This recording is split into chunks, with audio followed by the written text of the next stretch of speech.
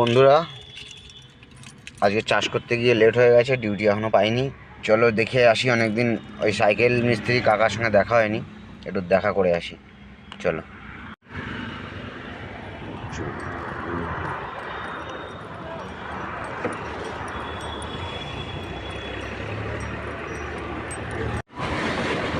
কাকা বসে আছে দেখছি, কাকা ঝিমাচ্ছে। কাকু কেমন আছো? ভালো আছি কাকু। কি হয়েছে? পান খেয়েছে এখানে, পান খেয়ে থুতু ফেলেছে তোমার দোকানের এখানে। দেখেছেন মানুষটা এখানে বসে, এখানেই পান খেয়ে থুতু ফেলে পুরো জায়গাটা ভরে গিয়েছে।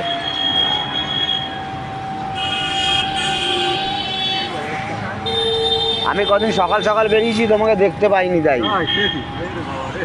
তারপর কাজবাজ হচ্ছে টুকটাক হচ্ছে, লোকজন আসছে, কেউ কিছু বলেছে, মানে কথা বলছে যে জায়গা ফায়গা দেবে বা কিছু?